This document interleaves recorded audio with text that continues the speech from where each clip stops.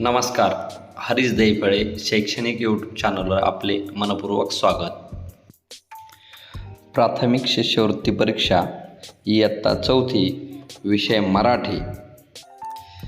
आज आपण मराठी या विषयातील शब्दसंपत्तीवरील प्रभुत्व या घटकाअंतर्गत घरदर्शक शब्द हा घटक अभ्यासणार आहोत.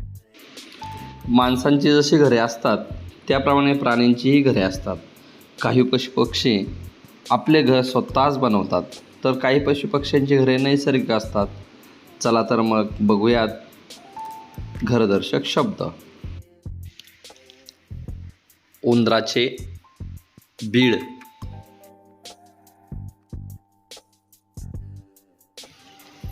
उंदराचे बीळ म्हणजे काय, तर उंदीर हा एक लहानसा प्राणी आहे.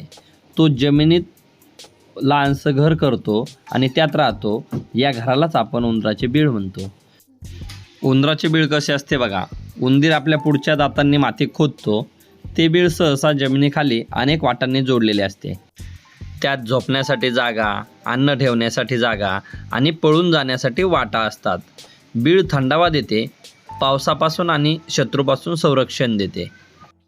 या बिळाचा उंदराला काय फायदा होतो तर बघा, उंदराला सुरक्षित निवारा मिळतो, पावसाळ्यात पाणी आत येत नाही, शत्रूपासून बचाव होतो आणि त्याला अन्न साठवून ठेवता येते. कावळ्याचे घरटे.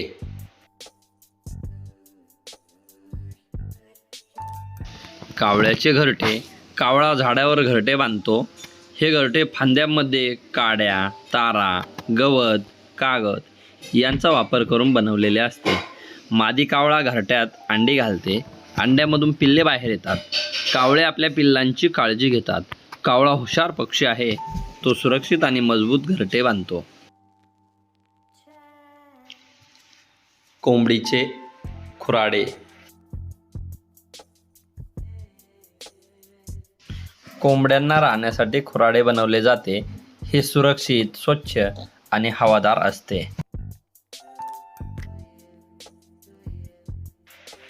कोळ्याचे जाळे. कोळी आपल्या जाळ्याचा वापर शिकार पकडण्यासाठी आणि आपल्या घरासाठी करतो. हे जाळे खूप मजबूत आणि लवचिक असते. गायींचा गोठा.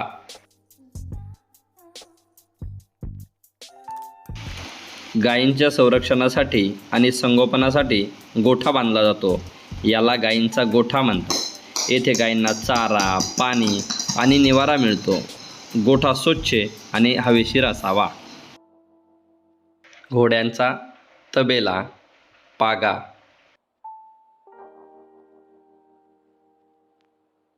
घोड्यांच्या राहण्यासाठी जे ठिकाण असते त्याला तबेला म्हणतात.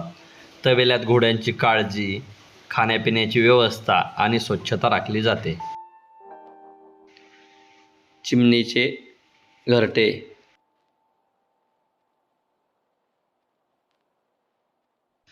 चिमणी लहान गवत, काड्या, धागे, लोकरीचे तुकडे, पिशे इत्यादी साहित्य गोळा करून घरटे बांधते.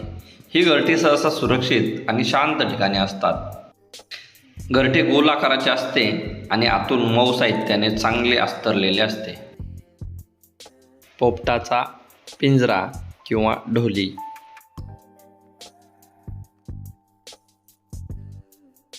पोपटाला सुरक्षित ठेवण्यासाठी पिंजरा किंवा ढोली केली जाते. यात त्याला खाणे, पिणे, बसण्यासाठी जागा आणि खेळण्यासाठी वस्तू ठेवल्या जातात. पक्ष्याचे घरटे.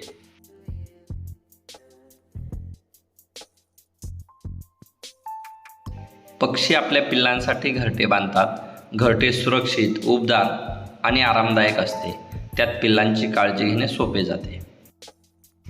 मधमाशांचे पोळे, मोहोळ.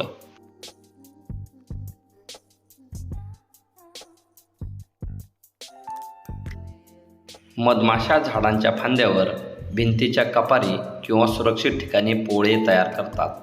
पोळ्यात मध साठवला जातो आणि मधमाशा एकत्र राहतात. हे पोळे अत्यंत सुंदर रचना असलेले असते. माणसाचे घर.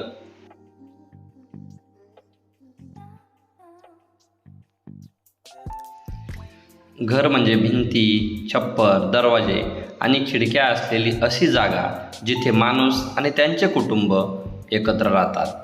घर आपल्याला ऊन, पाऊस, वारा, थंडी आणि इतर धोक्यांपासून संरक्षण देते. मुंग्यांचे वारूळ.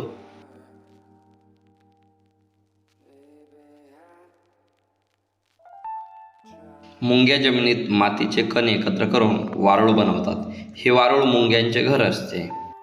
वारुळाची रचना कशी असते पहा. वरून शंकूसारखा आकार असतो.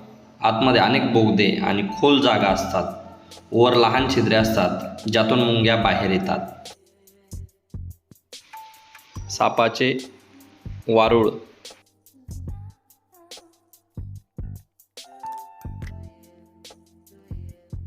साप जमिनीत बोगदे करून त्यामध्ये राहतो. या बोगद्याच्या मुखाला वारूळ असे म्हणतात. हे वारूळ सापाचे घर असते. वाघाची गुहा, जाळी.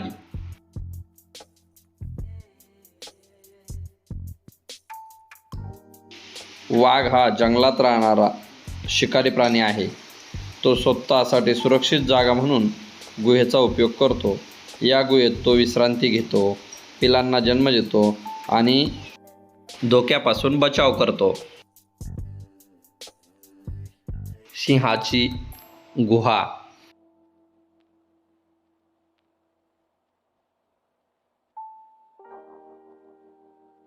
सिंह हा जंगलाचा राजा म्हणून ओळखला जातो. तो सहसा खडकांच्या गुहा किंवा कपारीत राहतो. हीच गुहा त्यांचा आश्रयस्थान आहे, जिथे तो आराम करतो आणि धोक्यापासून सुरक्षित राहतो. सुगरणीचा खोपा.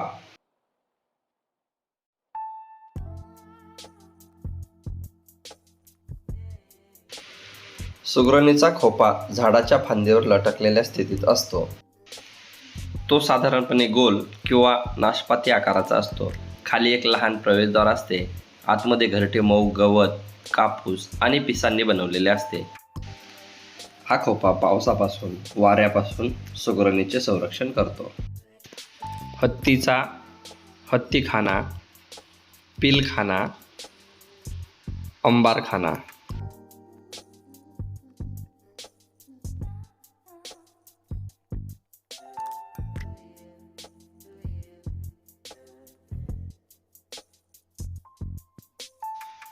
घोबडाची ढोली.